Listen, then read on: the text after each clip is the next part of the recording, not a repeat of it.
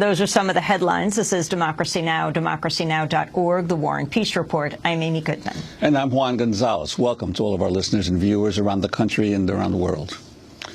We begin today's show in Syria, where people are marking the second anniversary of the start of that country's uprising against President Bashar al-Assad. The unrest began peacefully on March 15, 2011, with nationwide protests following arrests in the southern city of Daraa. But over the past 2 years, the protest has grown into a bloody regional conflict. More than 70,000 people have died, and the humanitarian situation in the country is worsening. A recent report has warned Syria's children are perhaps the greatest victims of the ongoing civil war.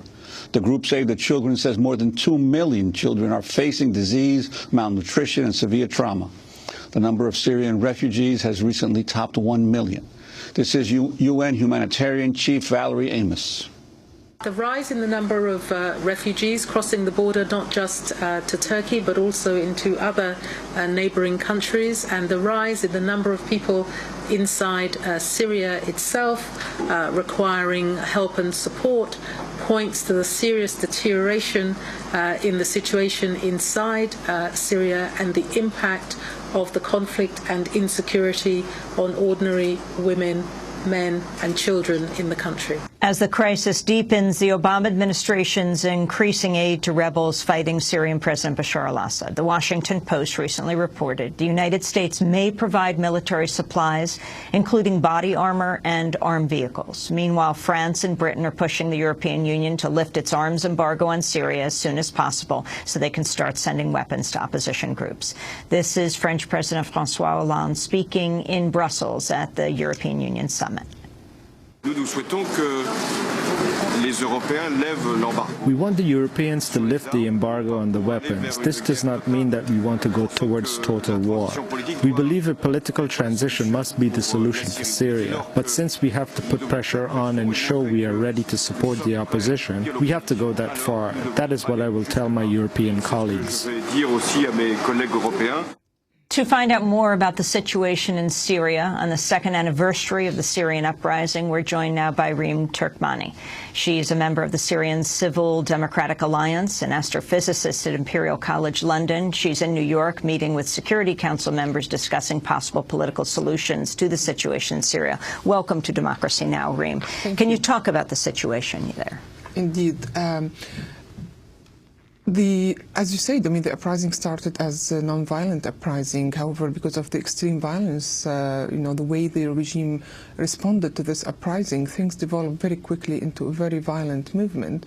However, there have been external actors who were supporting the arming of the opposition, and unfortunately, that fueled the violence, increased dramatically the number of casualties, and turned the whole thing into more than a war rather than a revolution. So nowadays, people don't talk about democracy anymore. You don't talk about the original rights and freedoms which the people 2 years ago went to the street to protest for. We're talking more about ending a war. And I see all these statements from France and Britain and even the US are very contradicting and saying that we want to arm the rebels, however we want a political solution. For me, a political solution means a peaceful solution. Peace can only be reached through peaceful ways, peaceful means, and can't be used through fueling the violence. So I don't think their efforts will help in calming the situation or dropping the number of casualties in the country.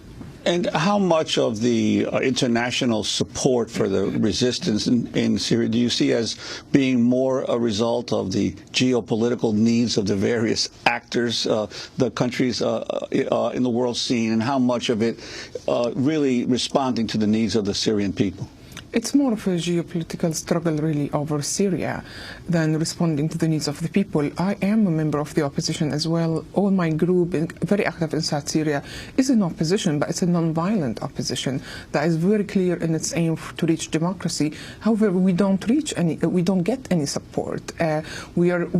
There's a systematic efforts to marginalize people like us inside Syria and focus only on the armed rebels, and they are the ones now who are stealing all the headlines. Now, why? Because yes, there are certain actors, regional and international, who see this as proxy wars, and it's an opportunity to fight their international opponents. It's a struggle over Syria, over power, and the Syrians are falling victims to that. Secretary of State John Kerry met with his Norwegian counterpart Tuesday to discuss the crisis in Syria and how to deal with the country's opposition groups. I'm not going to vouch on any process over which we don't have control, but I will tell you that they are adamant, all of them, about what they're fighting for. And the cause is the cause of the Syrian people. And they have committed themselves to a broad-based government that is going to represent all of the people of Syria, even as there may be some dissension as to tactics or process among them. So you have to have some patience in this process, even as you approach it with care. And I think that's exactly what we're doing. We want to stop the killing, and they want to stop the killing. The world wants to stop the killing. And we want to be able to see Assad and the Syrian opposition come to the table for the creation of a transitional government according to the framework that was created in Geneva, the Geneva Protocol, which requires mutual consent on both sides to the formation of that transitional government. That's what we're pushing for. That's Secretary of State John Kerry. Reem Turkmani, your response. No, I very much support what he said about working on the framework of Geneva Communique of June last year. It's all what we are arguing for as well. However, after that communique, all the states which signed up to it, they all moved in different directions.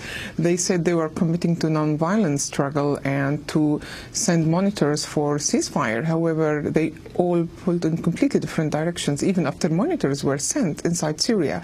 Some of these states were actively working to pull out the monitors, and that led to the escalation of violence and dramatically increasing the death toll. Going back to the framework of Geneva, which John Kerry mentioned, means also a new security resolution to send monitors inside Syria. They are desperately needed. We need monitors because right now the regime and also some members of the armed opposition, they think they can get away with anything.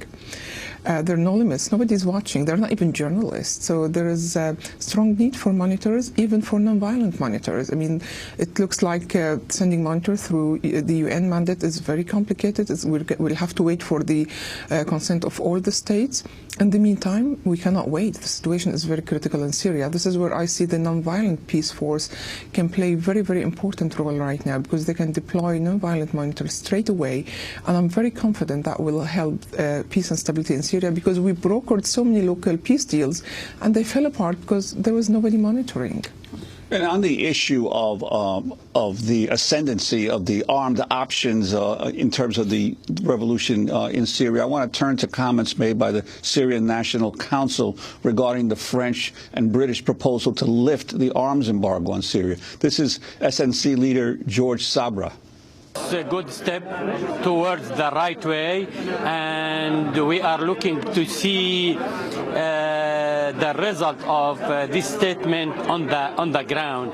Syrian people deserve to get this kind of support, especially from friends of Syria like France.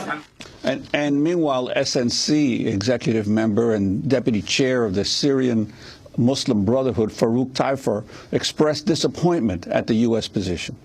We thank France and Great Britain for their efforts, but we are saddened by the U.S. objection. So your response to both of these comments? Well, these rebels are facing a state army, a very strong state army. So this tiny support of arming, getting from the UK and France, is certainly not going to lead to a military victory. No, it's not going to change even the balance of forces on the ground. It's only going to increase the death toll. For me, any arm going into Syria is going to be used by a Syrian to kill another Syrian.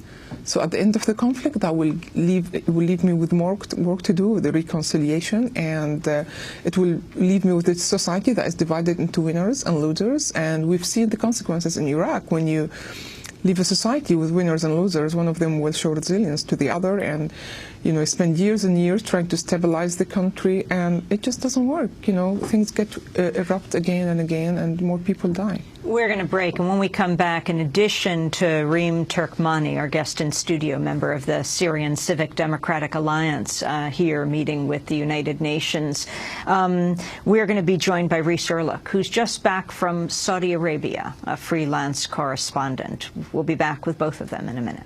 Thanks so much for watching this report from Democracy Now!, your daily independent global news hour. We don't accept advertising or corporate funding, but rather rely on donations from viewers like you.